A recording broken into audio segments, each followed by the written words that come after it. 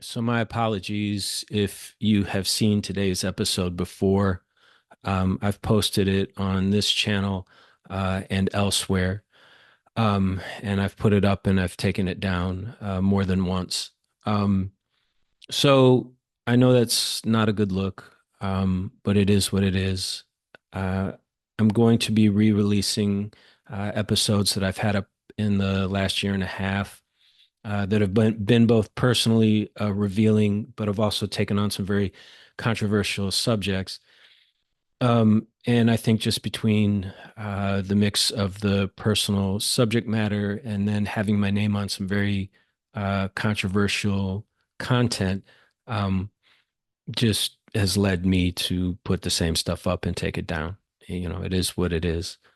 So if you've seen this before, my apologies that it's coming up fresh.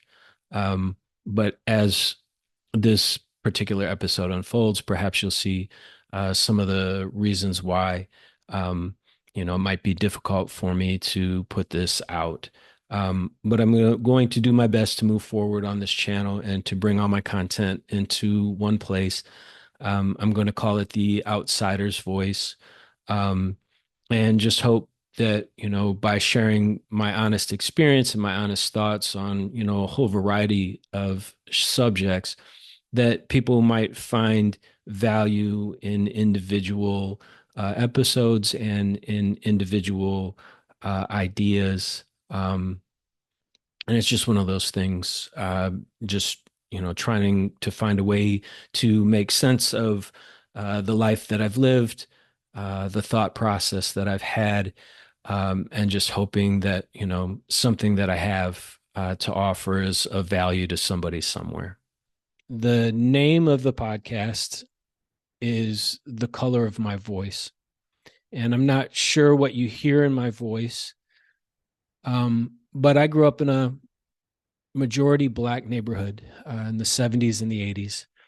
And it's a well established fact that children learn to speak their native language from their environment, from their peers, and not primarily from their parents. For instance, if a German couple moves to the United States and raises kids, their kids will speak English with an American accent, not with a German accent, even though they talk to their parents a lot, spend a lot of time inside the home. Um, so the color of my voice is a nod to the accent that I have, which is in part Chicago. I grew up in Evanston, Illinois, which borders the northern end of Chicago. I grew up about 5 blocks from the border with Chicago. So definitely a lot of Chicago just generally and a lot of Midwest. But I grew up in, as I said, a majority black neighborhood. And my peers and the people that I looked up to and the kids that were cool in the neighborhood, et cetera, were black. And so I also speak with a black accent, and it comes out differently at times depending my mood. And, if I'm excited about something, if I'm passionate about something, it'll really come out. If I'm tired and I'm not just minding my P's and Q's, it will come out more. I think it came out a lot more when I was younger. I graduated from Evanston Township High School in 1990 and then went to Cedar Rapids, Iowa for college. And so I went to school with a lot of farm kids, a lot of kids that really hadn't even seen a black person until they went to college. We had not a large black student populace, but we had a few. And so I went to school with kids that literally, some of them came from counties that only had one stoplight in the entire county. So freshman year, I used to get that question a lot. People, they get comfortable with me and then they'd ask, they go, why do you talk like a black? And I would, oh, whoa, okay. Hey, well, this is where I'm from, and et cetera, et cetera. There's actually been a couple of times when people heard my voice before they saw my face and just assumed that I was black. I worked out here in LA for a number of years at a New Balance shoe store, and there were several different locations. And so when we were out of product, if we didn't have a size, we would call over to another store and see if they had that size and if they could send it to us, or people at the other stores would call us. And so we had a lot of relationships with people that were purely phone relationships. They were just a voice and a name. And one day, after I'd been working there for 2 years, my manager walks in, and she walks in with this Chinese woman that worked at another location. I forget her name, but we'll say her name is Fanny. And she says, "Donald, this is Fanny. Fanny, this is Donald." And her jaw just dropped. And it's the moment she did that, I knew exactly what she was going to say. And she did. She said, "Oh my God, I thought you were black." And the reason being is because I had been talking to her for 2 years at this point on the phone periodically. And she had just assumed, based on my accent, based on the way that I talked, that I was black. So again, I don't know what you're hearing. I'm not trying to, say that that makes me hard or, gives me special privileges or anything, other than it does indicate how I grew up. It does indicate, in part at least, who I am culturally. It is a placeholder for certain experiences. So that's the name of the podcast, is The Color of My Voice. So along with that, if you're looking at the thumbnail now, because I'm very technically limited, I am just basically doing this on Zoom. So let's see, we can share our screen. So yeah, so that's the photo there for The Color of My Voice, the thumbnail that's going to accompany most of my posts, whether that be on YouTube or other podcasting services. And that's me right there, age 17. That's one of two photos that I took for my senior picture. My mother begged me to take a photo without the hat. And so I have another photo of me without the hat. And that's actually the one that ended up in the yearbook. By the time it came to choosing which photo I wanted in the yearbook, I'd already phased out of this particular choice.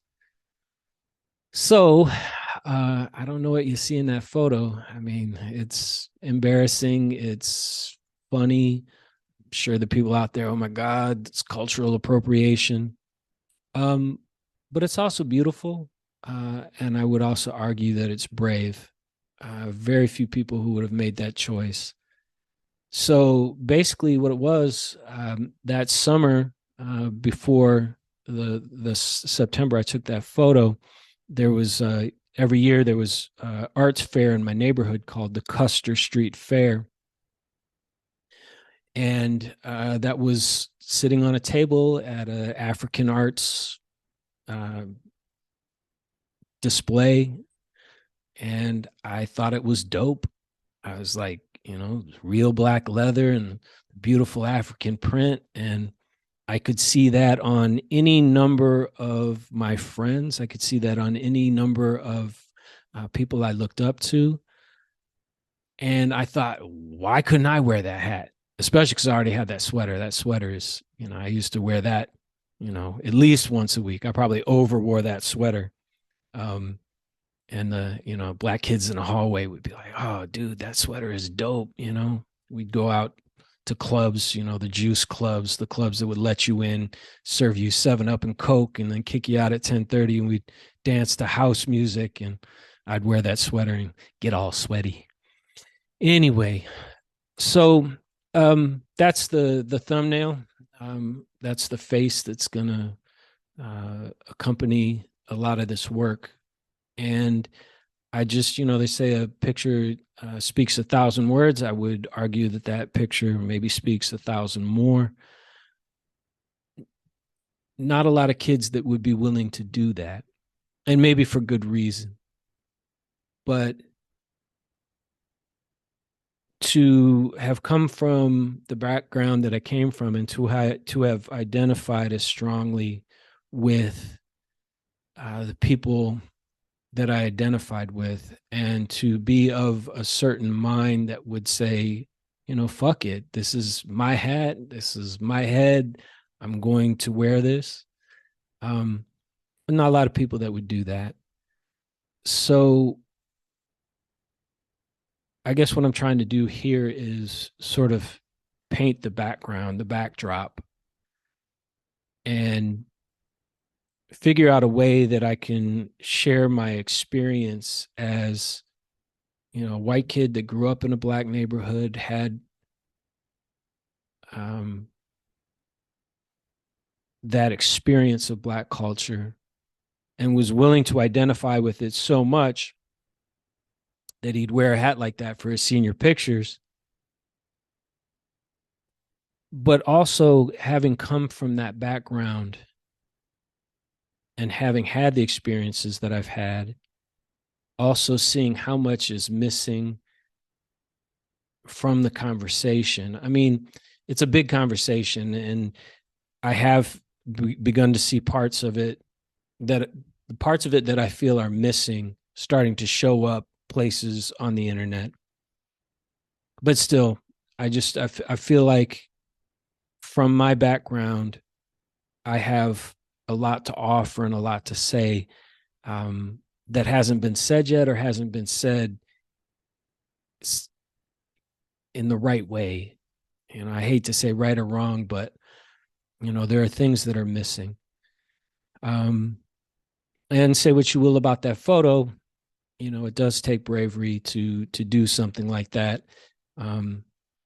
So these are the two jumping off points: the color of my voice and this funny white kid with ginger blonde hair that decides to wear an African hat for his senior photo.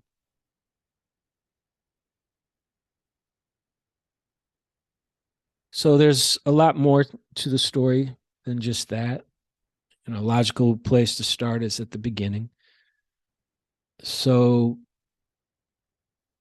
in the early 70s, my family moved from Wheaton, Illinois, which is a very white place.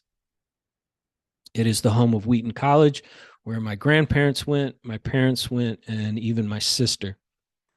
And Wheaton College is, if you know who Billy Graham was, if you can think of Billy Graham and the type of white people that would be into Billy Graham, that's basically Wheaton College.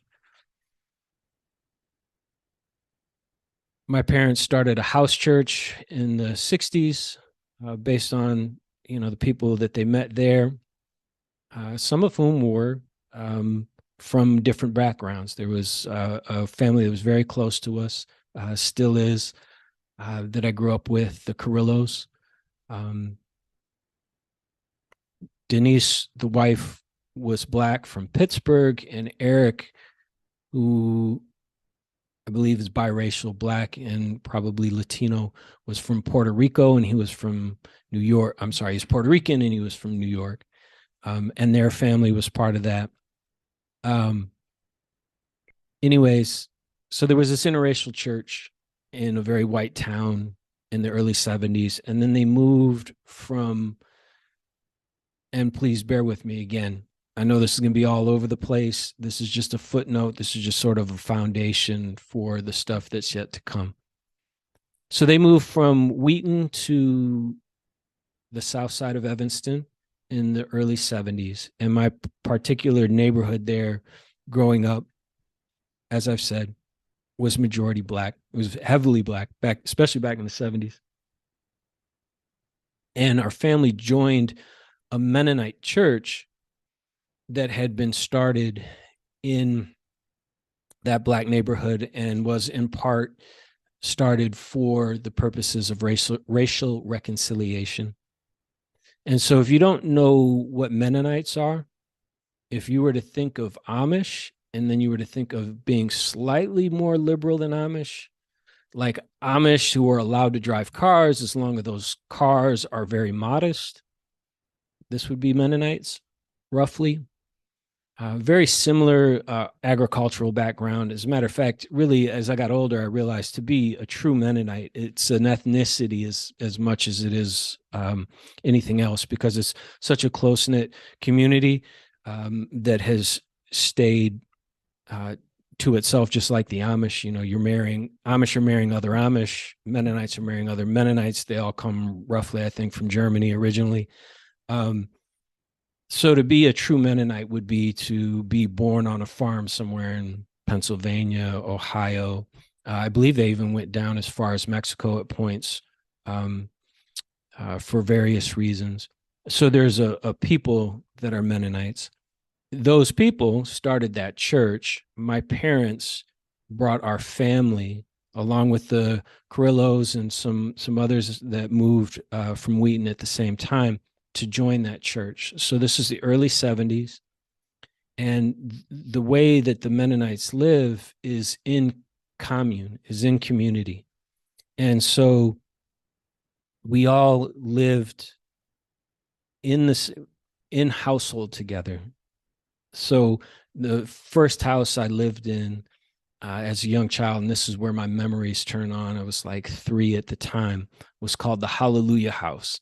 And I have a friend out there that just loves that I grew up in the Hallelujah House. She just loves that name. We'd be at bars and she'd call me over and she'd go, come here, come here. You got to tell these people the name of the house you grew up in. And I'd be like, oh, grew up in the Hallelujah House. She got a kick out of that.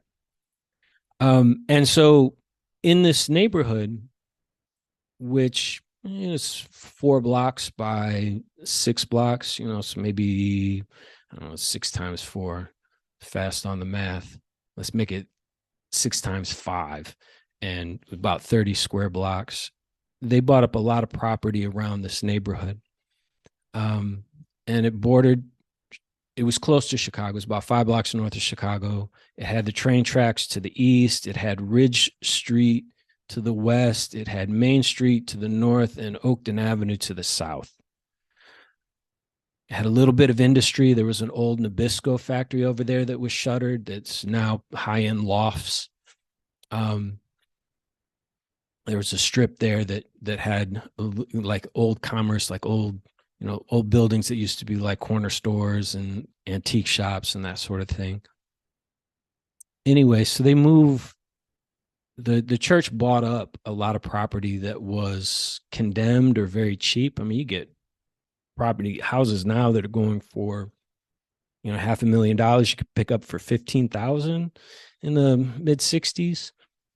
One of the unintended consequences, one of the ironies of a church that sort of took simplicity and tried to live on the poverty standard, is that they bought up all this very affordable property that was on the verge of being condemned or was condemned. They used their carpentry skills. Remember, Jesus was a carpenter, and renovated these properties.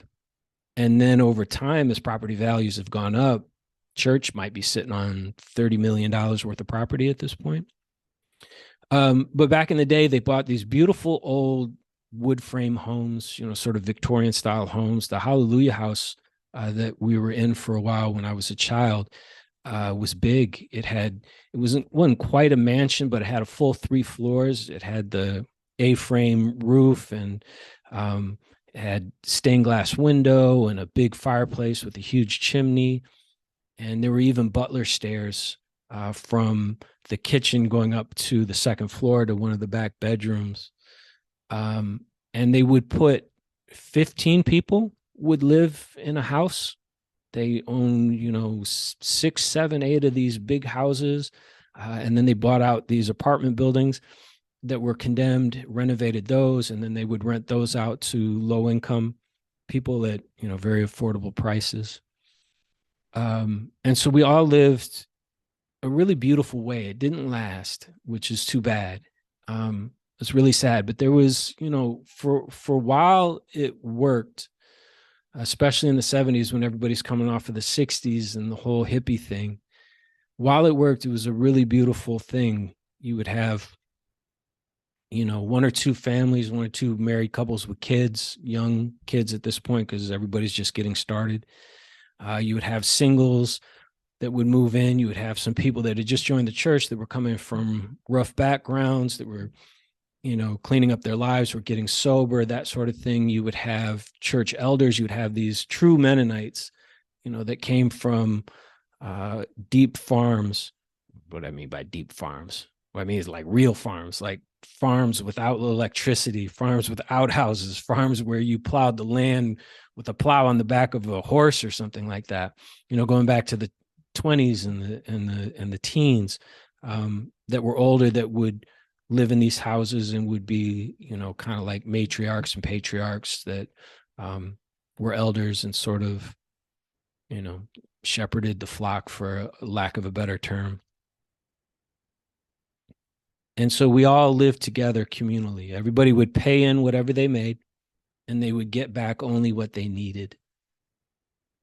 And the church was growing.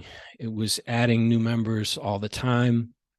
For a while there in the late 70s, early 80s, it was kind of a thing. It was almost hip in certain Christian circles. There was revivals going on, that sort of thing.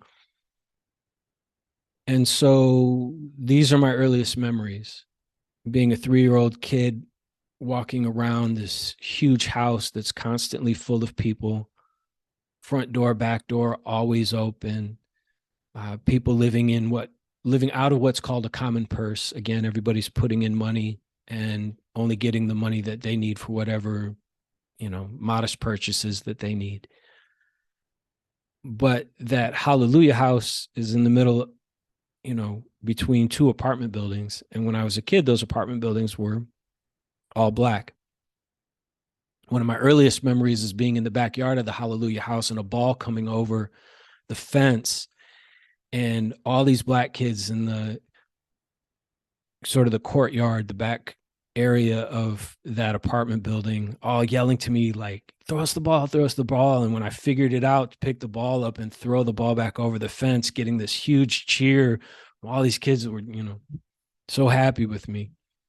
And so, not the only purpose of the church, but a big part of the church was to have an outreach to the neighborhood. It wasn't, again, I'm not here to like oversell my experience.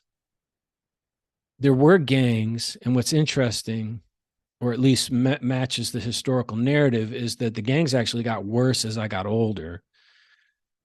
And so when I was younger, the gangs weren't actually that bad. I mean, if you can sort of think of gangs as, the more quaint sense, like, Rumblefish is a white movie, Grease is a white movie. But if you can think about like gangs that would fight with fists and maybe a baseball bat, and then maybe the gang leader had a switchblade or something like that, those were the sorts of gangs that were around in the 70s. What happened was, as the bigger, more organized, and much more violent Black gangs, I'm sorry, there's just Chicago, there are very few white gangs. I won't tell that story now. Anyways, the point is, it wasn't until the early 80s, and then you're getting into the 80s, that those Black gangs came up. The Vice Lords, the Disciples, the El Rukins came up from the city and started to infiltrate and take over the neighborhoods in Evanston. And even then, it's not like, there were drive-bys every day or anything like that, but there were drive-bys. There were, murders. Things did happen. But I guess I'm just trying to draw a picture that in the 70s, there was, I would call it brackish waters. So brackish waters is where salt water meets fresh water, right? And so these brackish waters, there was this mix, and it was beautiful. I think I grew up in the most beautiful neighborhood in the world. It had age, it had history, it had culture, it had a mix of cultures. The white people that lived there, by and large, could afford to live other places, so they were at least okay living and sharing, being in the same neighborhood as Black people. A lot of white people lived there expressly to be with Black people, as in the case of my church. And a lot of the black people that lived there had moved there to get away from the problems of the city. And so we're trying to give their kids a better life. Um, and we're just aspiring to, better things for themselves and for their families.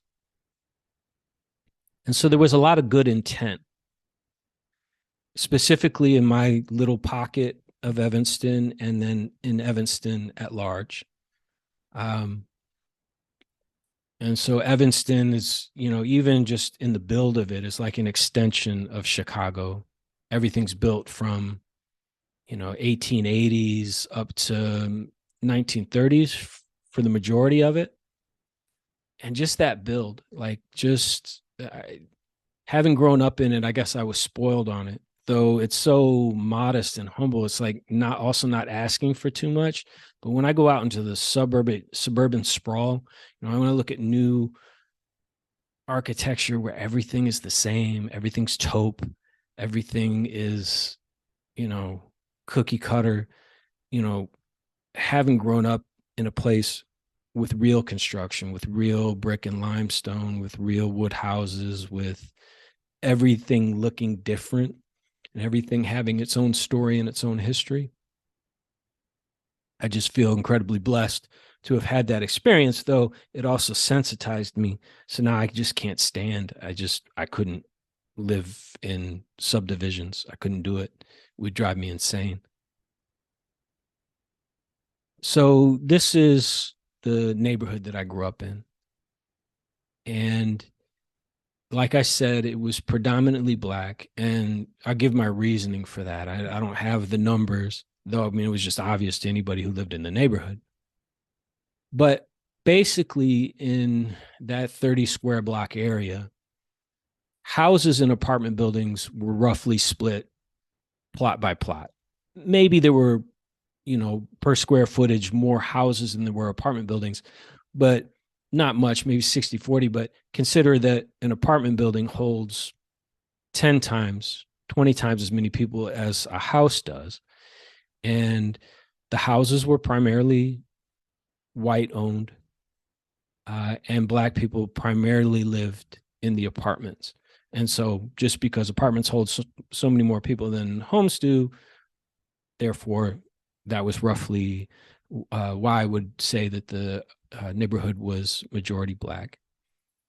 And like I said, it wasn't any, I'm not trying to say it's like Cabrini Green or growing up in Watts or, the Marcy Project, none of that. But it did participate in some of the problems and challenges. But it also participated to the greatest degree, in the aspirations for better, in the beauty of Black culture and the Black experience.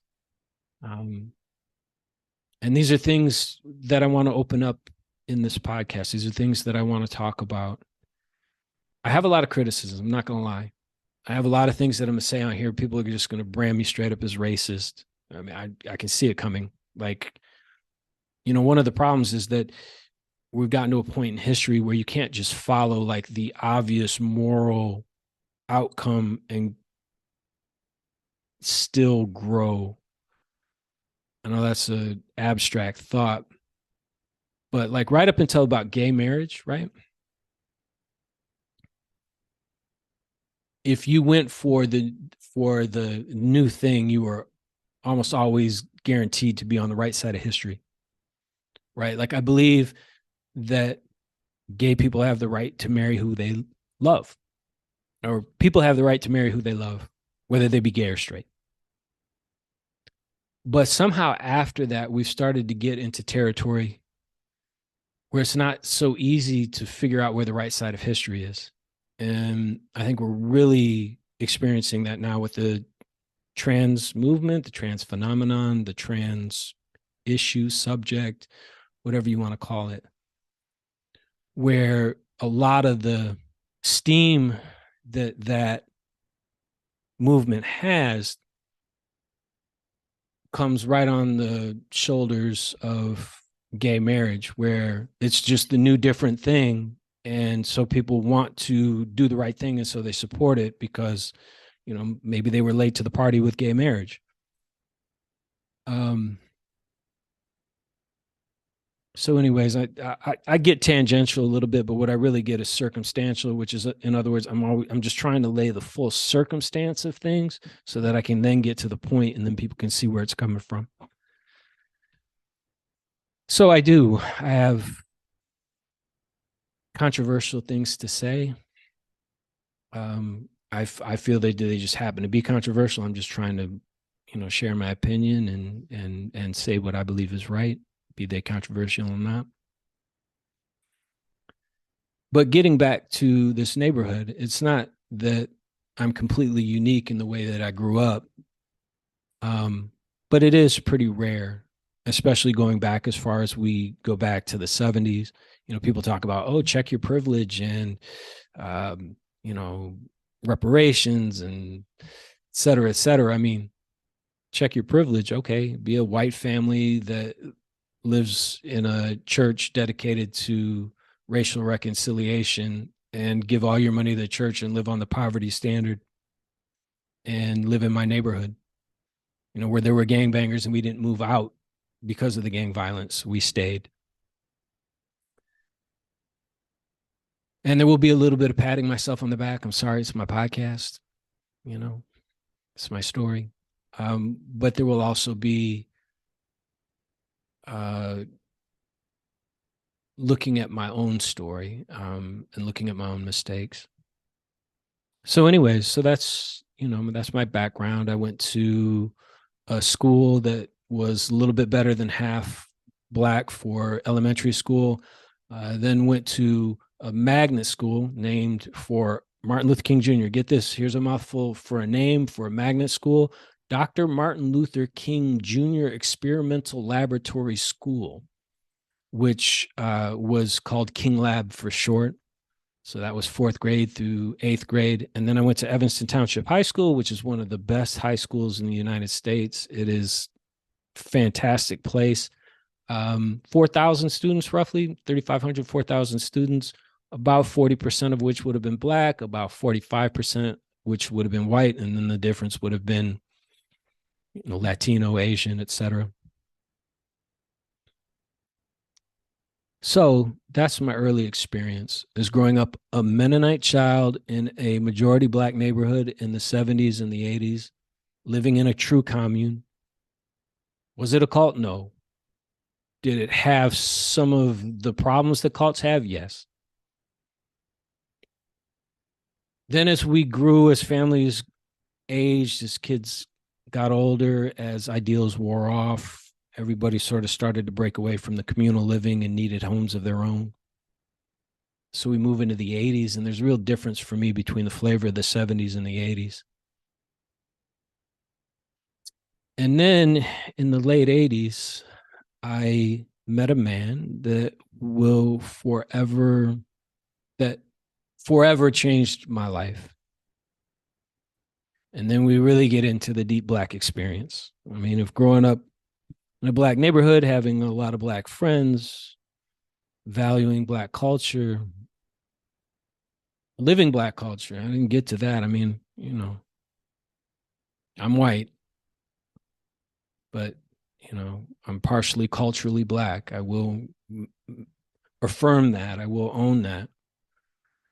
I have a friend from the restaurant industry who grew up in Houston, speaks with a Texan accent, has a Texan way about him.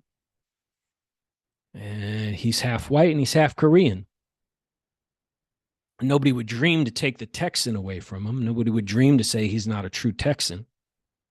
But people will question, right? And I won't push that too far, but it is part of my experience, and it's part of what's influencing this podcast, and it's part of where I'm speaking from, and it's part of what I bring to the conversation. All right. So when I was in middle school, I started getting into Kung Fu. I love the old Kung Fu movies. So something to know about Mennonites. Mennonites are pacifists, like big time pacifists. like full turn the other cheek all the time pacifist.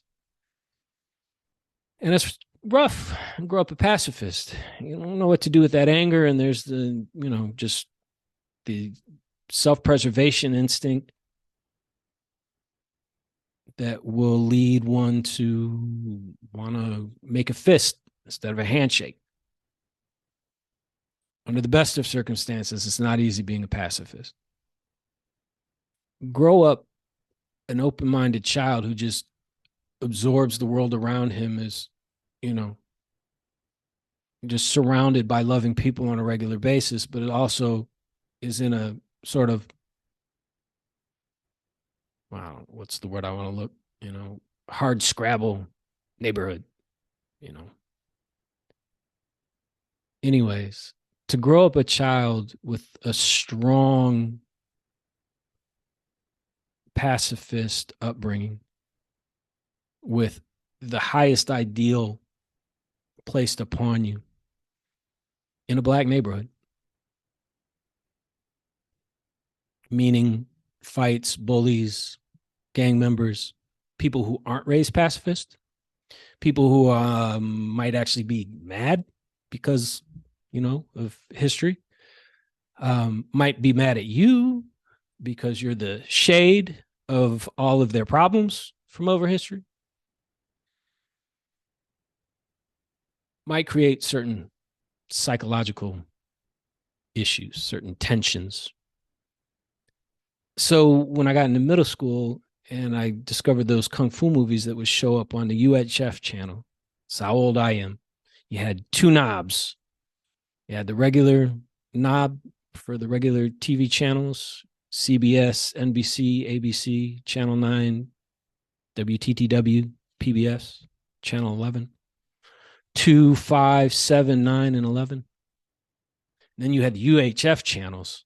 So you had to work really hard to come in, and there were like almost 100 of them, and like 2 or 3 would have programming. Those kung fu movies would show on those channels, especially on Sundays, like right as church ended. Church ended at noon. Sunday school let out at noon, and kung fu theater started at noon. And I would run home as fast. I mean, I would run. My lungs would be burning. I would run home so hard to get in. Parents still at church, talking to people. I had a house to myself. Sit down with a bowl of cereal and watch kung fu theater. And here's another multicultural influence in my life. As a matter of fact, I'm going to take a moment to share my screen again because you're going to get a kick out of this. Let's see. Come on now. Oh, don't do this to me. Don't do this to me. Give me just a second. You cannot minimize during Zoom. Damn. All right. So I got a picture on here. I just shared my senior picture with the African hat. I got a picture of me in 8th grade from 8th grade photos. I'm wearing a kung fu gi, with the big starch white cuffs, the web buttons. But anyways, I don't know Zoom well enough to be able to pull that up real quick. I'll show that at another time. But come on now. There's a lot of people in the world. I have to be the only one that wore a kung fu gi for his 8th grade photo and an African hat for his senior year. Anyways, so what I loved about those movies was they're beautiful and they're fun. I look back on them, of course. Why wouldn't you love kung fu movies?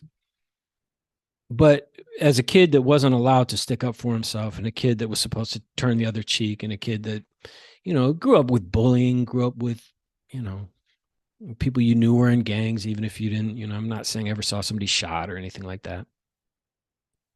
But violence was there, as it is in most places.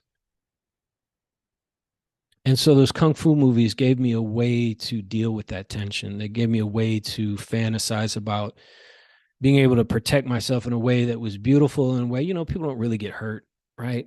It's so stylized. And so I was really deeply into that. 6th grade, 7th grade, 8th grade, freshman year of high school. And so I made a friend, and And this is where I guess I make the decision just to call him K. Because this is when it gets into stuff that I've kept secret for a long time. And so I'm just going to give people their anonymity. Anybody who knows me is going to be able to put this together, no problem. But I doubt I'll ever get popular enough that people will dig and bother people that I'll let remain anonymous. But I made friends with this kid, 7th grade. He was in 8th grade. We had math together. We shared Inside Kung Fu magazines. We would go to the Chinese restaurant on the weekend and order, what's that noodle soup? It has the little dumplings in it. We'd smuggle Kung Fu and ninja equipment to school in our bags and go out into the field at recess and, practice being ninjas and practice being Kung Fu masters. And he was always telling me about his dad. He was a biracial kid. His mom was white. His dad was black. He would always tell me about his dad and all the amazing things that his dad could do and all the amazing things that all the amazing people that his dad knew. Practiced a Korean martial art called Hapdo Sul, right? We always had our, karate was at the bottom. Judo was on top of karate. Kung Fu was on top of judo. And then ninjutsu was all the way at the top. But no. Hapdo Sul, man, Hapdo Sul, nobody can beat you. So that was his dad. And he was always telling me about his dad. But it was also, we were never able to just stop by his house. On the weekends, we'd hang out. I could get to his front walk, but you could never just walk in the house. You had to have advanced notice for that. And I never understood that when I was young. And I'm going to get around to it anyway. So might as well bring it out now. His dad was a criminal. And his dad would go on to be my mentor, and I will refer to him as my mentor. But when I finally did walk in the house, for instance, everywhere you step was an Oriental rug. There were Oriental rugs on top of Oriental rugs. Might have been $100,000 worth of Oriental rugs all over the floors, first floor, second floor, hallways, workout rooms, living room, music room. And so it wasn't until I was much older that I was like, oh, that's probably why I wasn't allowed to just stop by. Like any other friend on a Saturday afternoon, you could just come in their house, get a drink of water, watch TV, whatever. It's probably because you never knew when there was hot property that had just come home and you didn't want people to be witness to stuff. So anyways, just talking about that, it gives me a little bit of the pause, because this is stuff you didn't talk about it. But there's a lot of distance now. My mentor has passed on 11 years and counting. And nobody knows him. And, sooner or later you got to talk. Sooner or later you got to be free to tell your story. So me and Kay became good friends. And he would tell me stories about his dad, magic, and just, he could break cinder blocks with his hands. I looked this up on YouTube. I've only been able to find one person who can do it. You put a cinder block between two cinder blocks. Now, usually, when people are breaking pine boards and that kind of stuff, that takes a little bit of skill. I mean, you can hurt yourself if you don't do it right. But pine, and if you break it along the grain, is really brittle and it'll just snap. You set those cinder blocks up wide as possible to be sure. But to break a cinder block with your hand, downward thrust of the palm, not a lot of people can do that. I used to do that on a nightly basis for a while. So anyway, my 8th grade year, he coached my flag football team. We just had a handful of games. It was just middle schools against middle schools, and there were only 4 middle schools, so 3 games, and then you played a playoff game. But I got to know him that way. And he wasn't tall, but he was the one of the biggest people you've ever met. I mean, like traps, like um forearms. He had forearms like, those Zulu shields, like three of my forearms. Anyway, I got to know him through, that little short flag football season. And at the end, my friend Kay convinced him to teach us martial arts.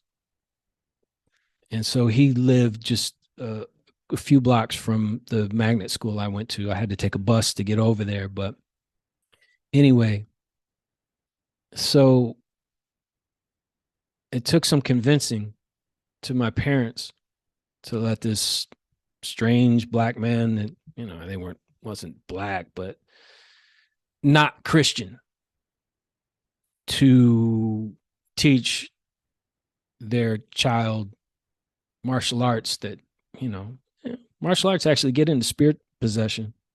A lot of those kung fu forms that have to do with the various, you see the old kung fu movies, tiger, monkey, crane, snake. The belief actually was that you allow the spirit of that animal to possess you and it would give you strength and speed. So, not knowing that directly, but knowing that on some subconscious level, it wasn't easy for them to allow this. And I really don't know how I got it done. But 3 days a week, my 8th grade year, I would come over after school and get lessons from him. And like I said, they just walk, it was just a 2-3 block walk from my school. And his son at that point was a freshman. And so they lived just a half block from Evanston Township High School. And Evanston Township is a huge campus. It's 6 square blocks, like it's 3 square blocks of buildings and then 3 square blocks of athletic fields. And so he would be over there finishing off school. I'd get off an hour earlier. And so I'd walk over and I'd walk up these steps. And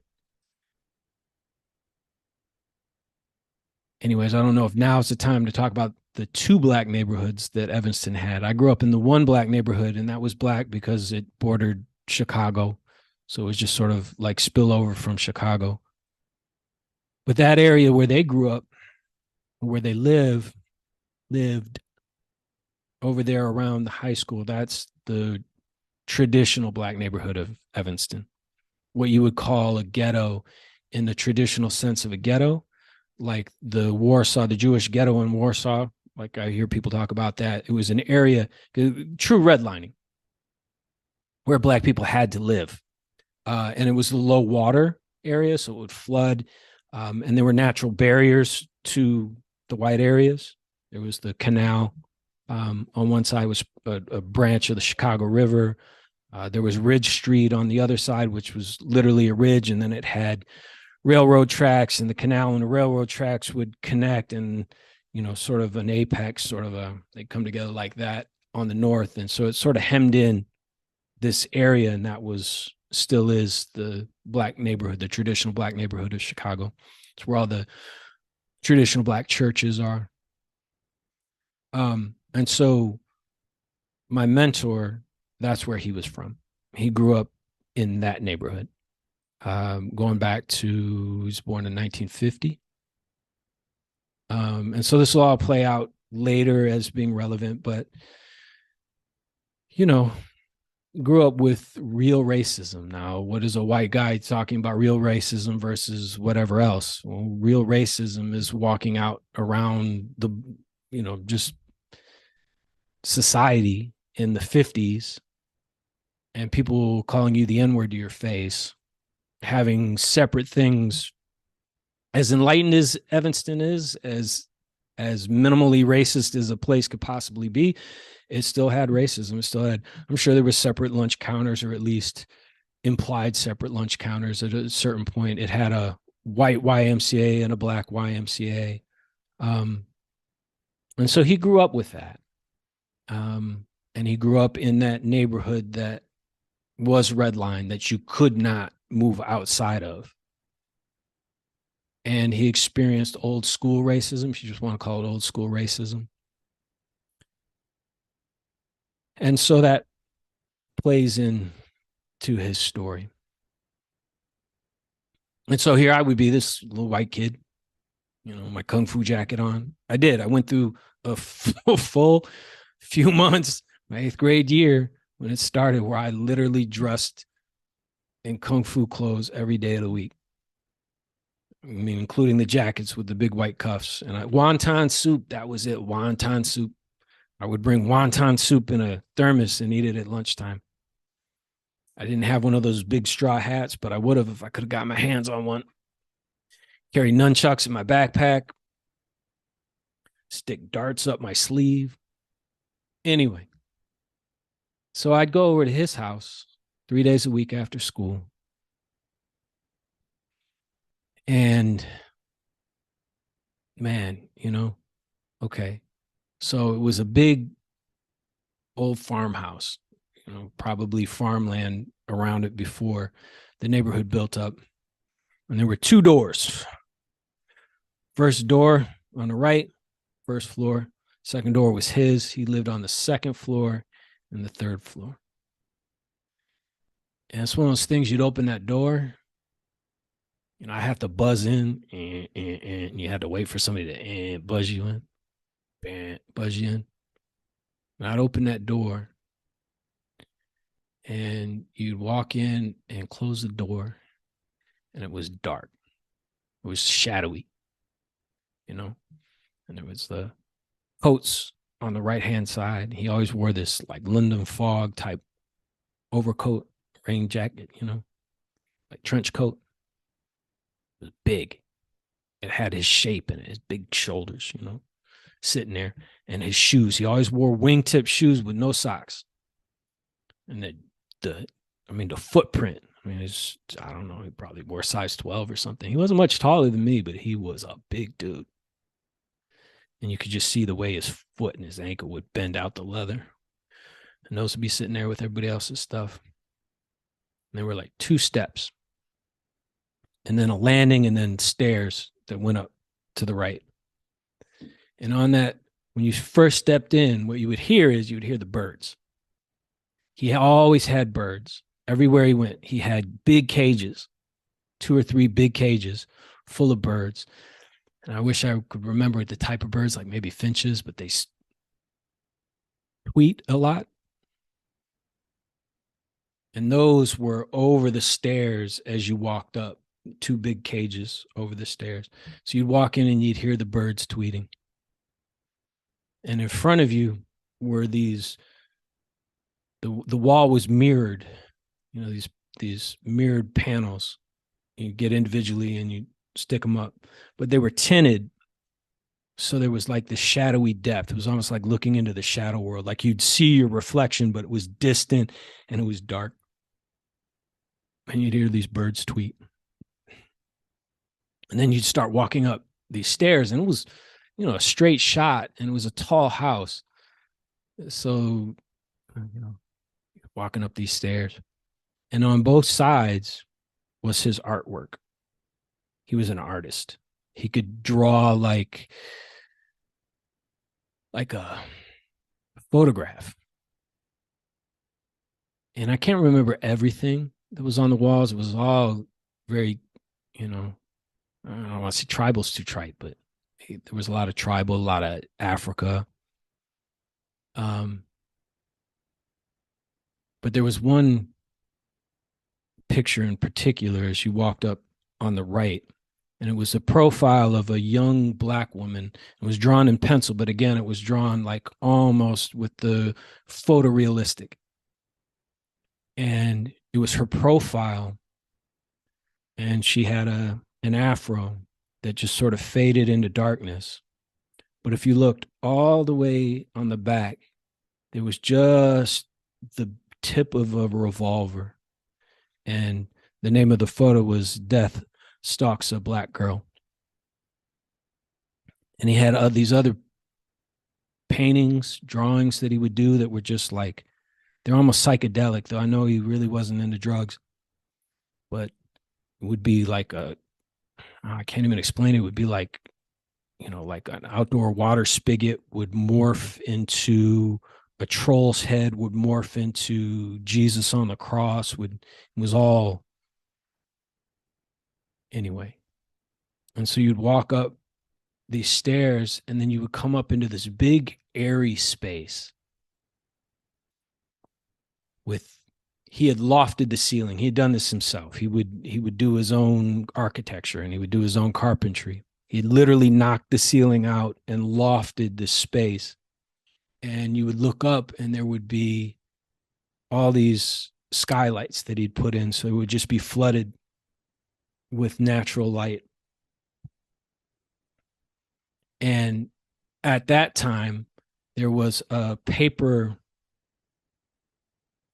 like the flying Baron, the Great Baron, the Red Baron, those bi-wing planes from the World War One. It was hanging on a string, and it was made of like real thin balsa wood and rice paper, and it was just sort of floating there.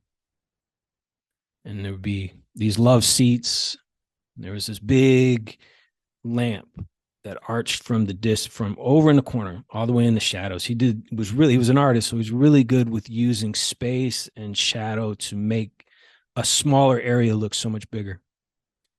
And this lamp would come like that, hang over this cubed table in the center. And so I would come up, boom, and then I would sit down on one of those couches, turn around looking up. And there was a balcony over the stairs with a iron spiral staircase that went up to this balcony. And there was a oriental rug thrown over, the ledge of the balcony, the little wall there. And I would sit there and I would wait. And sometimes I would wait a long time. And then eventually he would appear and he could kneel on his side of the balcony and sort of throw his arms over the wall. And he would speak down to me from there. And he would teach me philosophy. In the early days, it was all about intention. He would ask you, what's your intent? What's your intent? No, what's your intent? He'd want you to whittle down your intent. So it was all about having an intent and an intention. I can tell you to this day, I've failed that. I'm so poor at setting an intention. It's ridiculous. But he was all about intention. And if you have an intention, the universe will get behind you on that intention. What's your intent? What's your intent? What's your intent? And so he would teach me his philosophy from 20 feet up in the air. And then his son would come home from school and then he would finish off the philosophy lesson. And then me and his son would spar and we would practice different things. And it was all done in this house that had layer upon layer upon layer, and it was just full of his art. And he had some of the Broadway posters. He had a Broadway poster framed for Black Girls When the Rainbow Is Not Enough. And it was like a black woman, a young black woman. It looked like she was in a subway station waiting for the train, and she had just a real perplexed, very anxious look on her face. And he had another one for can't think of it. It was Stripes. No, Stripes was a funny movie about war. It was but it was a guy falling from a plane without a parachute. Anyway. So this is my mentor. And I met him in 8th grade, and I knew him until his death in 2012. And I saw him 3 days a week for my eighth grade year, and then he was gone my freshman year, and then he came back my sophomore year. And when he came back my sophomore year is when things got really interesting between the two of us. He started teaching me creative visualization, and people talk about the secret, they talk about manifestation. I mean, he had me like a young Luke Skywalker. He had me doing, I'll get into that stuff later, but he had me performing miracles. He had me reading minds. My freshman year, I was eighth grade. I was a horrible student. Freshman year, I was a bad student. Started doing these creative visualizations with him as a sophomore, and all of a sudden, I was a honor roll student and remained an honor roll student until the end of high school.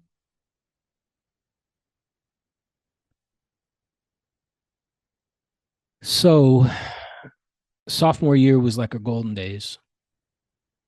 Um, Junior year, things got complicated.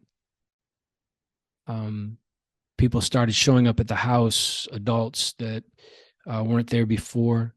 He started practicing astrology. He was the most brilliant astrologer that ever lived. And you say astrology, blah blah blah. All right, look, I'm sympathetic to that, and I'm not going to try to, convince people. All I can say is, being around it for 20 years, you'd be very surprised. So yeah, junior year, um, things got complex, and he brought in all these people that were helping him sort of become a media star. He had radio shows that he was doing and events that, like, he'd go to singles bars and read people's charts, and he had some pretty deep, very successful, deep pocketed people as clients, and for good reasons, because sitting with him was like, you know, you hear about the three wise men that visited Jesus as a baby. Those were magi. That's where magic comes from. And what he was a magi, in addition to being, you know, martial artist, and in addition to being an artist, and in addition to uh, being a really hardened criminal at points. Um, and so at the end of junior year, all these different adults and all these different women, and he had many women. He had three women living under one house at one time. His original wife, with their kids, um, a second wife, you could just call her a wife, it's easier. I mean, it wasn't legal, but he had a wife with two young children, babies, a toddler and an infant. And then he brought in a third wife. Um, and so this is where it gets weird for me to be able to share something on the internet that I kept absolutely secret for 23 years. But like I said, he's been gone now for 11 years, and there's not a trace of him left on the internet. You have to get in a time machine to find him.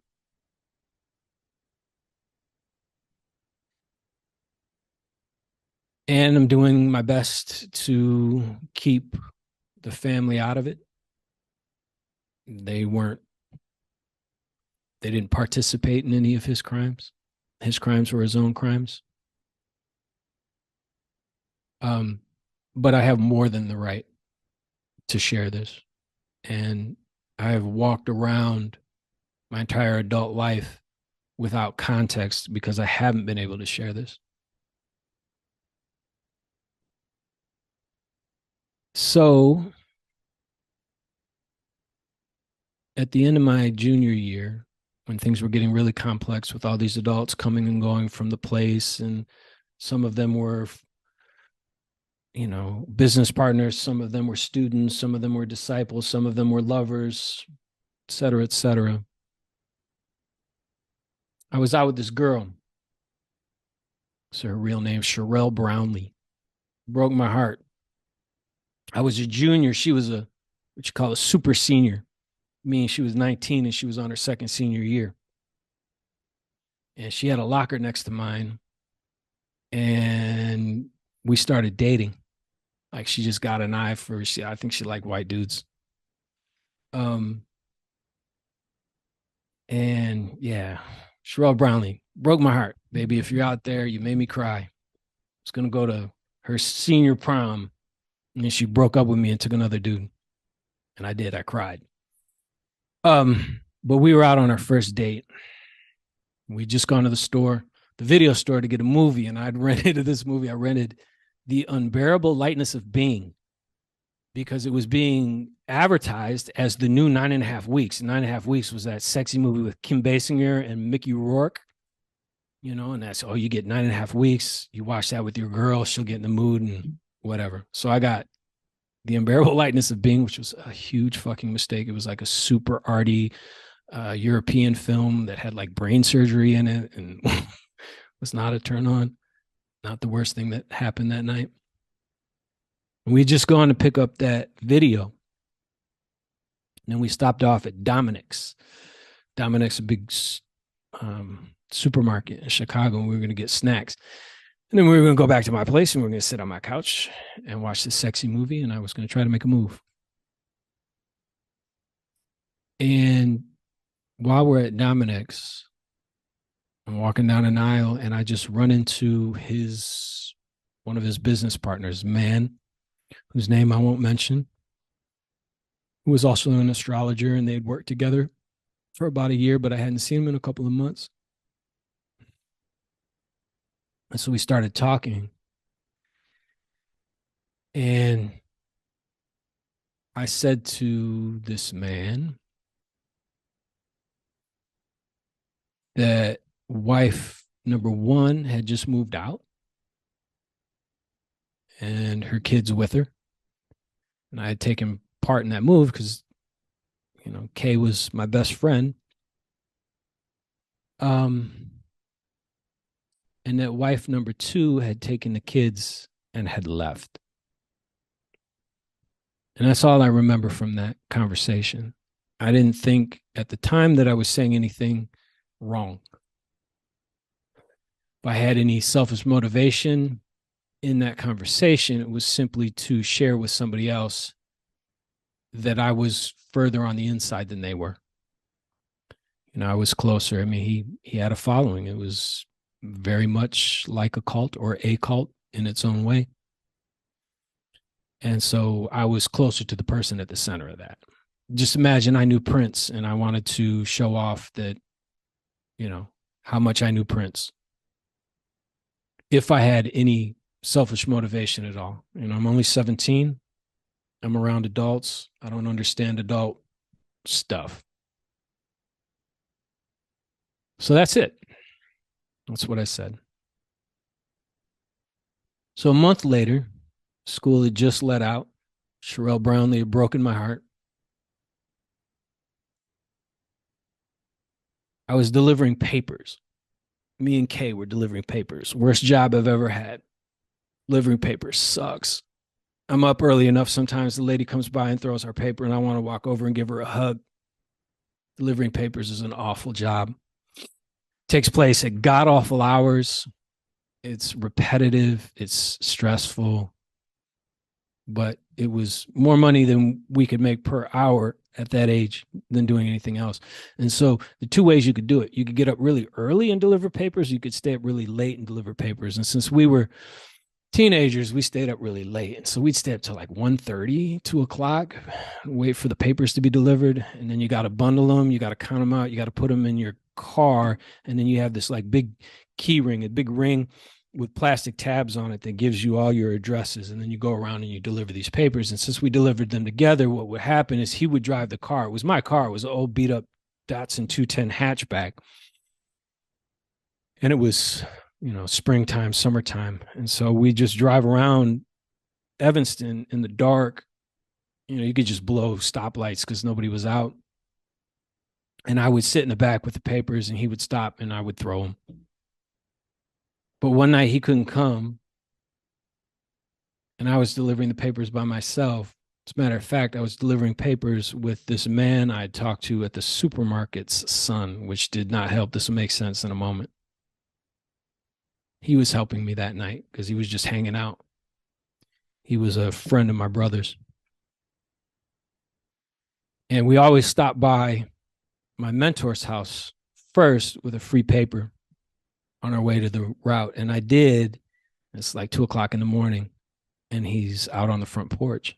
So I come up and I hand him the paper, and he called me, I don't know. He just liked to call people cowboy for some reason. He said, "Hey, cowboy." He said, "There's something I need to talk to you about. I need you to come by the house tomorrow." I said, "Okay." One of those things, like, really? Like, fuck. Like, you just said that, and like, I know something's up, and it would be really nice if you just went ahead and said that now so that I don't have to carry this hot coal around with me in my stomach. But okay, yeah, yeah. You know, at that age, I mean, I don't know if I would have killed for him just because I don't know if I could kill, but, you know, this is the man who I worship the ground that he walked on. So I said, okay, come by tomorrow. So I did the paper route. And so I come by the next day. Mind you, I actually just got my wisdom teeth out, so I still had the stitches in.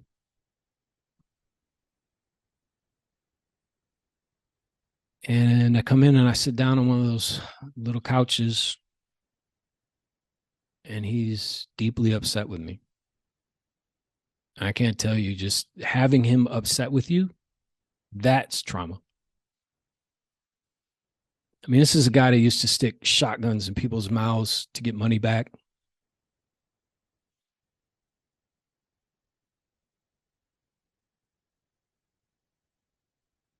Way late in the game, just a year before he died, he told me they used to run kidnappings, take people's wife and kids.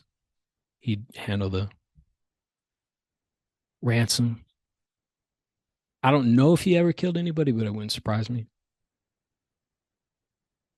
Guy who could break cinder blocks with his hands. He could read minds, astral project, all kinds of shit.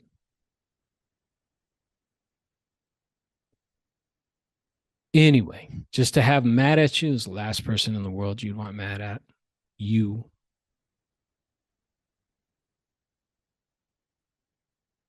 And so he starts asking me about this conversation that I'd had with this guy in the supermarket. What did I say? Why did I say it? What else did I say? What did you say? You're a rat. You betrayed me. Blah, blah, blah. I'm sitting on this couch. He's kneeling in front of me. He weighs 300 pounds. He's leaning into me, elbows on my thighs, smacking me in the face, thumping me on the chest. And I'm just crying like a baby. And tears are just, and I'm just scared and confused. And I can't remember this fucking conversation for my life. I mean, I remember I had it, but, it was a month ago, and, I hadn't intentionally said anything I thought was amiss.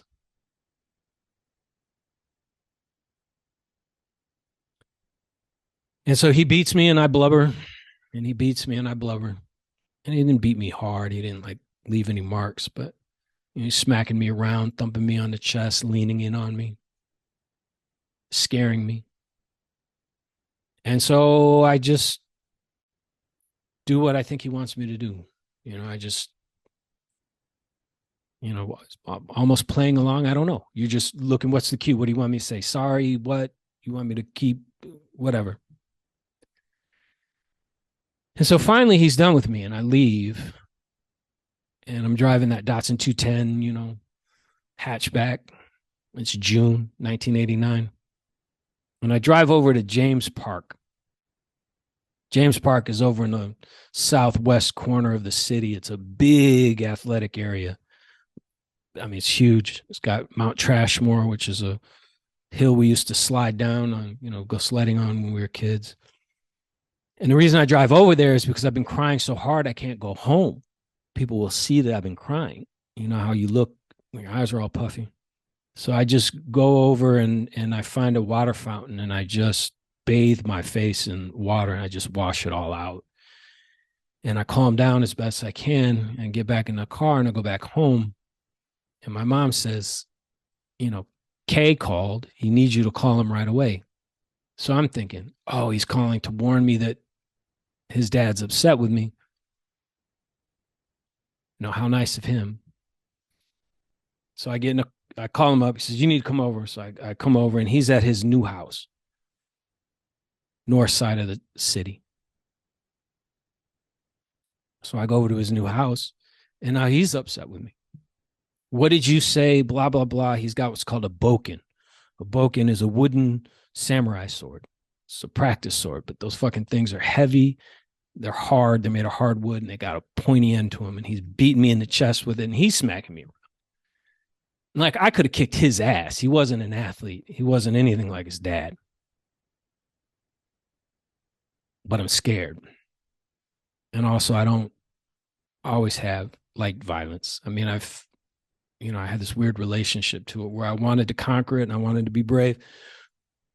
But it was like, no, I mean, sure, I'm a human being. I don't want to get hurt, but I always was afraid of hurting people. So I'm letting him beat me around and I've got these stitches in my mouth. He's poking me in the chest with this boken. And then his dad calls. Like, I thought we already cleared this up. And he tells us to come back over there. So now we drive back over to his dad's house. And I come in and it's his dad, Kay's younger brother and younger sister. I think it's at least his younger brother. And wife number 3. I'll just call her wife number 3.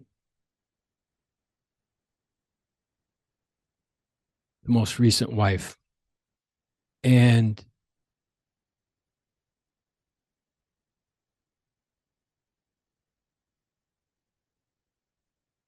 anyway, he's pissed off again, like he was that night. And he's interrogating me. What else did you say? What else do you say?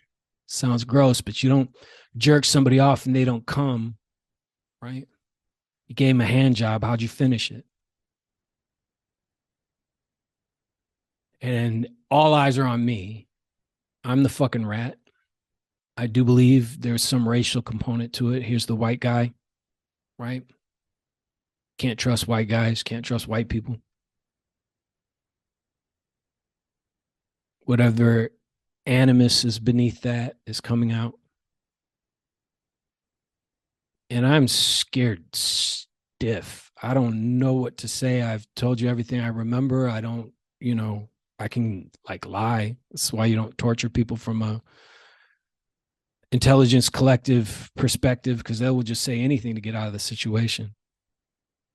And there was one point where I almost had an out. He was like, well, I could understand if you were just saying these things because that was just what was going on. I was like, yes, that's exactly it. But I'm too afraid to contradict you. So I let that moment go. And so at one point, I don't know how, this all happened. I'm like laying on the ground and he's standing with his foot on my neck. And again, he's 300 pounds. And then, and this is the big coup de grace, this is, I think, the point at which the stress then became lifelong.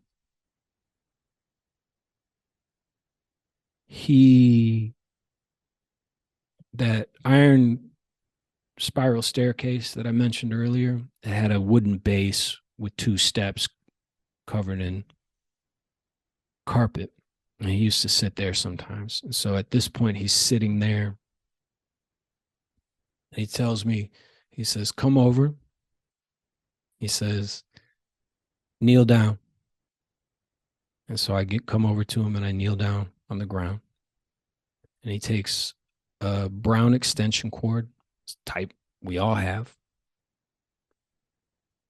and he wraps that extension cord around my neck twice and he pulls it tight. Now, over the years, I used to think, what was that? What was he doing? Because, like, it wasn't that I couldn't breathe. What was it? And so finally, I looked it up, and that was only 4 or 5 years ago. And what it is it's not that it cuts off my oxygen, it doesn't cut off my ability to breathe. What it does is it cinches off the arteries that feed the brain, and you can pass out in under 20 seconds, and it can kill you in under 2 minutes because the blood stops flowing to the brain controls the body, et cetera, et cetera. And so all I could do at that moment was whisper, please. And I don't really know how long he had me, wrapped up like that. I do remember the room going dim. And wife 3 was right next to him, and she became like overcome with emotion, and she threw herself at him, and she said her name, and she said, please stop. And in that moment, he looked at me and he took one wrap. He wrapped it twice. That makes it a perfect circle. He took one wrap out of it, and then he let it go.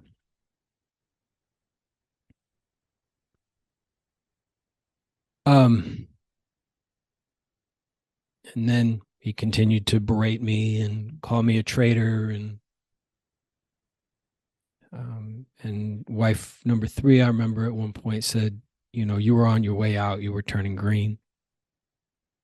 And I had a black and green circle around my neck for at least a month afterward. And, you'd think, wow, didn't anybody ask? And my mom asked, and I told the quickest and most efficient lie of my life. I'm a horrible liar.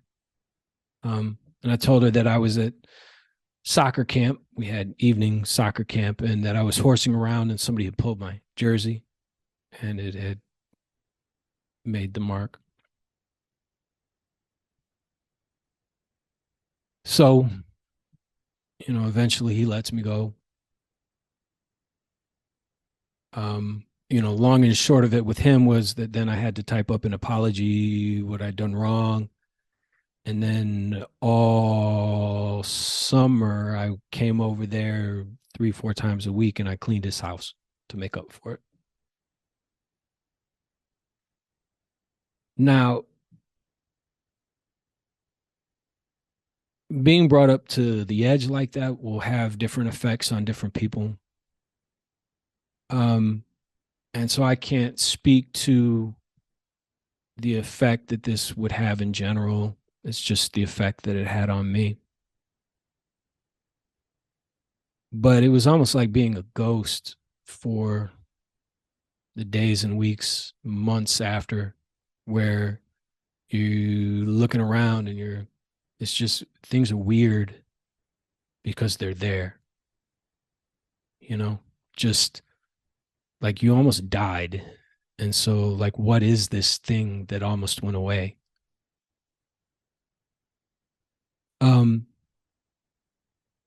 But the worst part, as bad and as stressful as this day was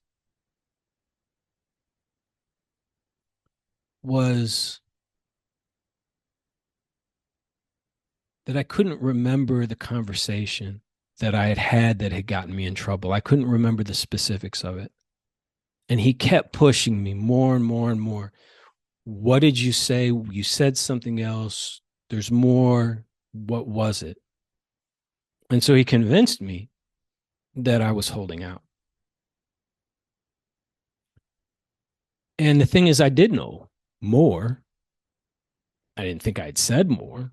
I hoped I hadn't said more. And the older I get, more the fuck I don't, you know, this just, it's a gift that keeps on giving. Um, but I knew in particular, because the son would tell me everything, that there had been a fight between wife two and wife three. That wife two had attacked wife three in like a classic cat fight, right out of Dynasty or something like that. And so I knew about that, but I didn't know if I had brought it up. But why would I have brought it up? Because I would have known that that was too personal. I mean, wife two leaving, how are you going to keep that a secret? That's adults. That's divorce. That's somebody who's moving their address. But anyway, what I'm getting at is that as stressful as that day was, it kicked off a year of inescapable stress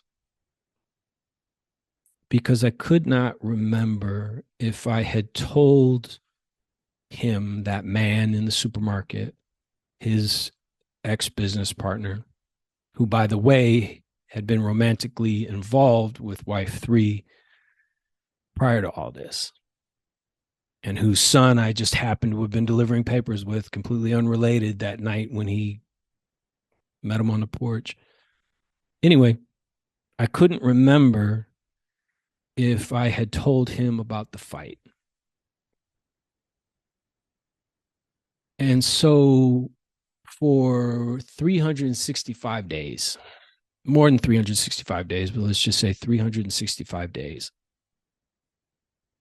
my entire senior year and then the summer after. So I was a junior when this happened. It was the summer after my junior year. So now my entire senior year. Every day upon waking, the first thought was, what did I say? Did I tell him about the fight or didn't I? Yes, I did. I need to go repent or he's going to find out and kill me. No, I didn't. I would never do that. Yes, I did. No, I didn't. Yes, I did. No, I didn't. Yes, I did. No, I didn't. Okay, I'm going to start at the beginning. We ran into each other in the aisle. I spoke to him. My girlfriend went off to do something. I talked to him long enough that she got bored. So I have to fill that gap with words. What were the words that I said? Yes, I told him about the fight. I need to confess. Wait, no, I didn't. Yes, I did. No, I didn't. Yes, I did. No, I didn't. Yes, I did. That was every other thought from the time I woke up to the time I went to sleep, every day for 365 days.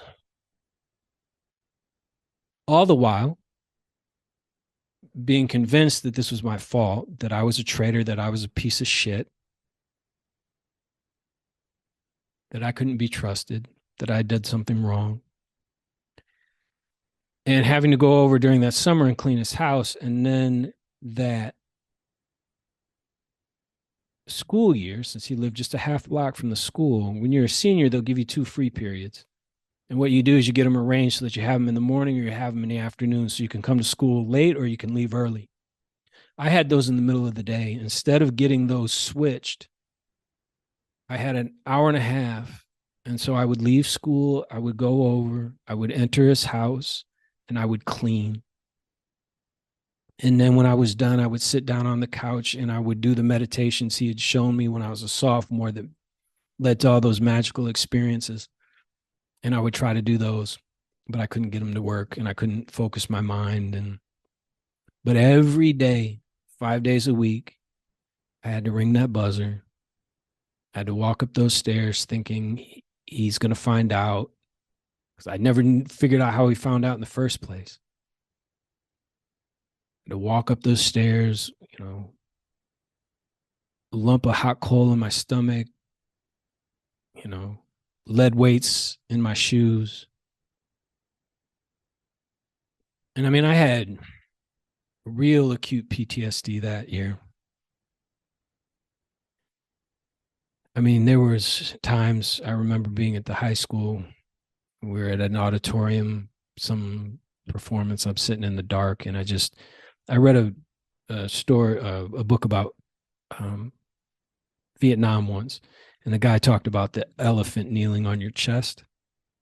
Sometimes before a battle, you'd feel the elephant kneeling on your chest, and I was like, yeah, I know that feeling because I remember specifically being in the dark in this one performance, just all by myself, and just the knees of that elephant, you know, right on my lungs.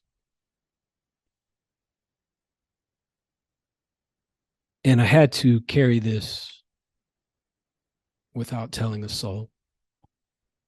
I didn't put one word on this for 23, 24 years. He died in 2012. And this was 1989. He died in 2012. And I finally told my dad in November of 2012. He died in June of 2012. I told him in November of 2012.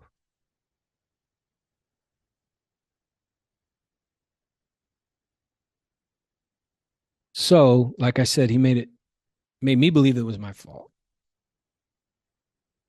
And so I stayed loyal to him. And I was always hoping to get back to those magic days that he had showed me.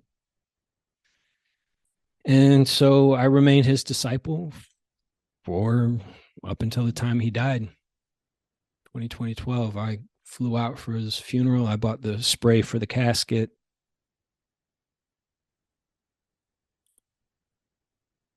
So in the fall of 2012, because when you hold a secret like that for that long, it's a streak, right? And you're not just gonna go out and break the streak. You're not just gonna like he dies and the next day you're gonna da da da da da.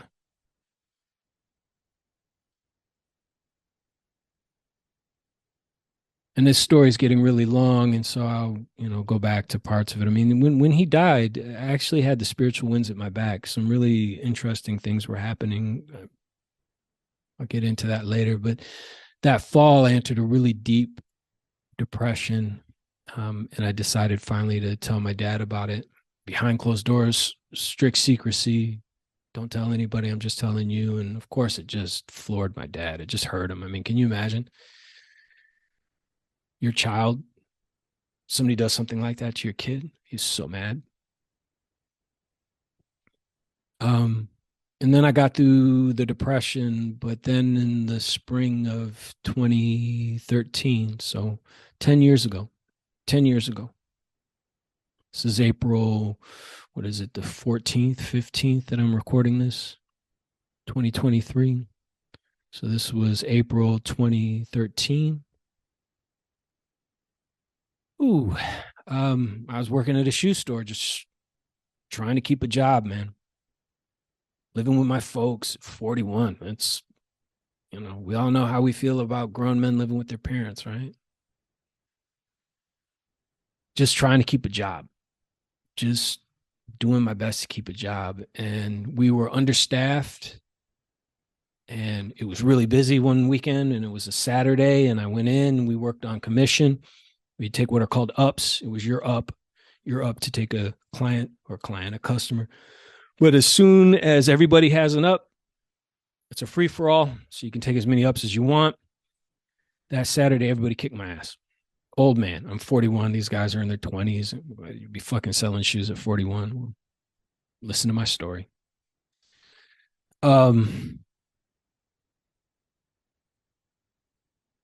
Yeah, so got my ass kicked on a Saturday. Everybody made triple what I made that day. So I came in on a Sunday and I said, okay, I'm going to show them what the old man can do. And the doors open and I start taking ups. I'm taking ups, blah, blah, blah, blah. And bam, panic attack in the bathroom, tapping it out. I know a thing with the acupressure points, help calm myself down. Okay, back out on the floor, taking ups, boom, boom, boom. In the storeroom, having a panic attack. Out on the floor, ringing somebody up, having a panic attack while I'm ringing them up. Might have had a dozen panic attacks that day. I beat everybody though. Oh, outsold everybody. That night, go home, go to sleep. I have dreams that there's a line of people at my register that goes out the door and down the block. And then I wake up at 3:30 And people talk about insomnia, and usually it's, oh, I didn't sleep last night, but I stayed in bed the entire night. And that is insomnia. But I mean, insomnia, 3:30, I can't lay down in bed at all. Up at 3:30. Okay. Go to work the next day, sleep deprived, whatever. Start doing my normal thing. Panic attack, panic attack, panic attack. Go to sleep that night. There's something in my head that's on that won't go off. Wake up at 3:30. I mean, up, out of bed, can't sit still.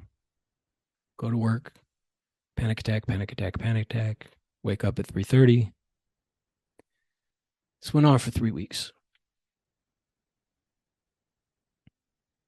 At the end of 3 weeks, I go and see my general practitioner, my GP, my doctor. He gives me a prescription for an antidepressant. And I go, okay, I'm doing this. I'm going to take the antidepressant. I'm just going to keep the job. I'm taking the antidepressant. I take the antidepressant with the best of intentions, with the best of expectations. I'm proud of myself. Doing the responsible thing, taking the antidepressant. I go to the store, I fill it, I take the antidepressant. An hour later, my eyes are dilated like saucers. My heart's racing. I feel like I've taken a bad ecstasy pill.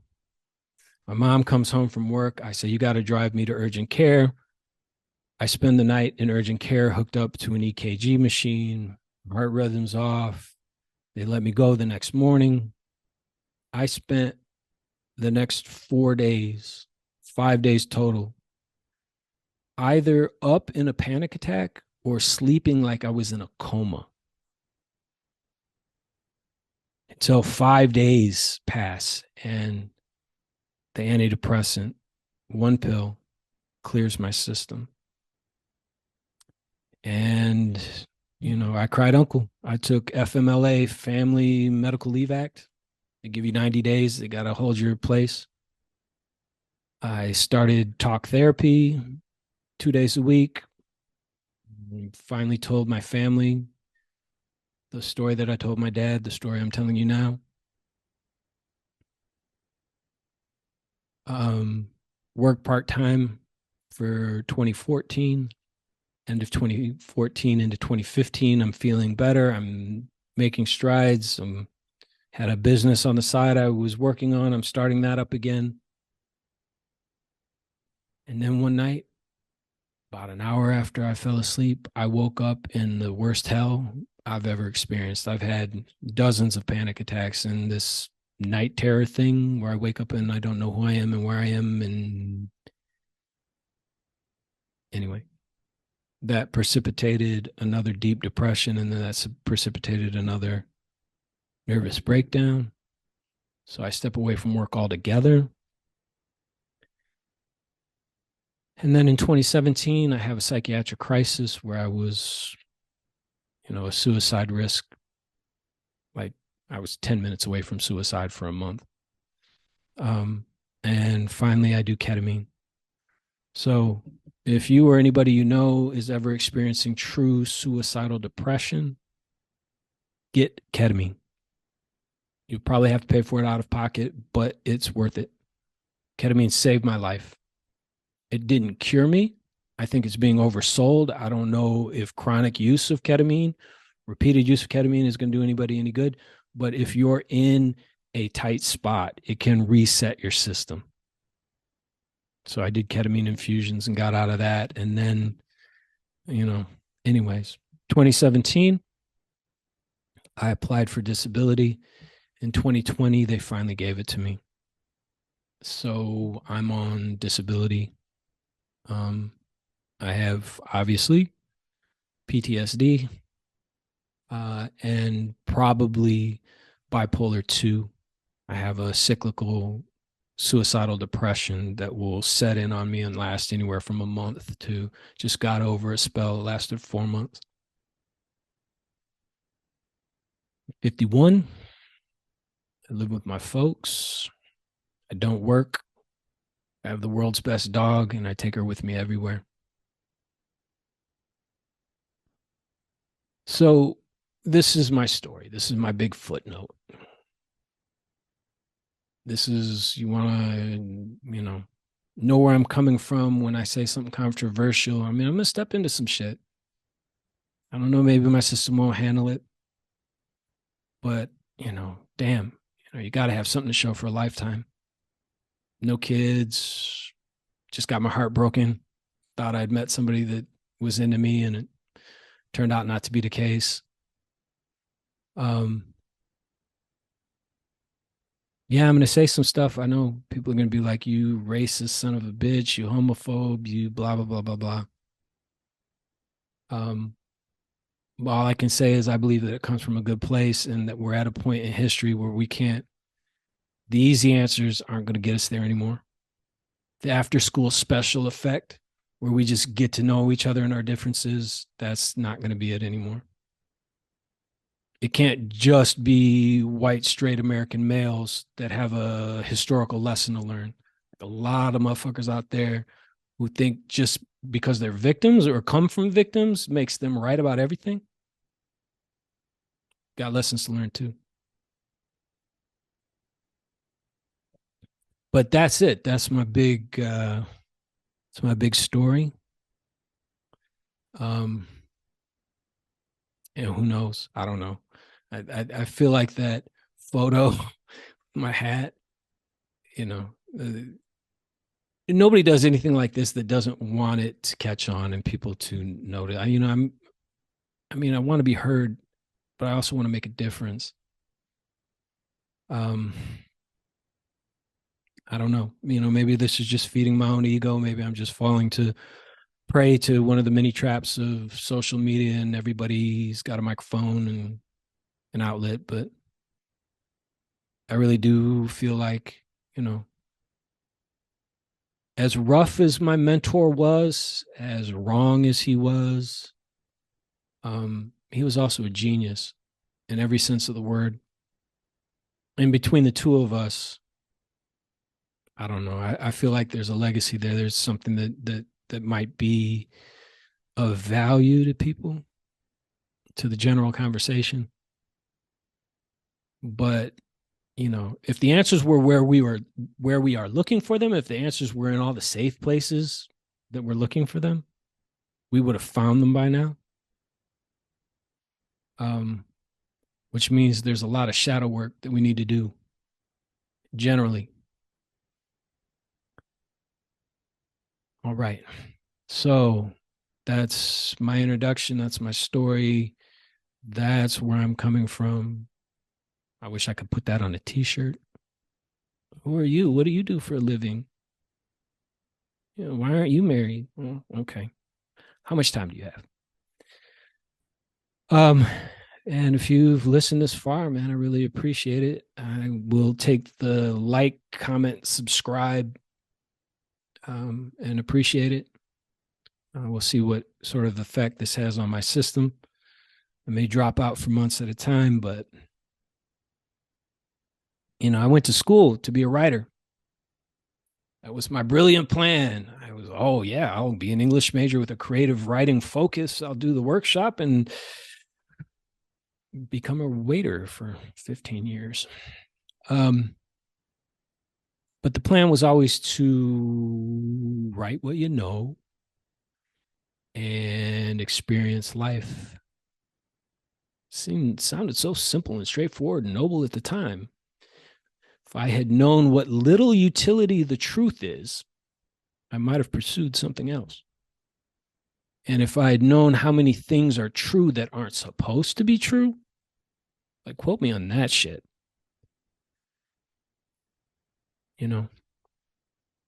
Sometimes I feel like I'm the guy with the cancer diagnosis and everybody hates me as if I'm the cancer. It's like, no, motherfucker. You want to get better, you got to know what you're sick from. So anyway, that's my story, and I'm really fucking hoping that my little Zoom setup here recorded that, because I do not want to go through that again. But I'll probably, cut that up and find other ways of zooming in on things and telling stories from same stories, but more detail. And okay, all right. Well, thank you, and hopefully I'll see you in episode 2.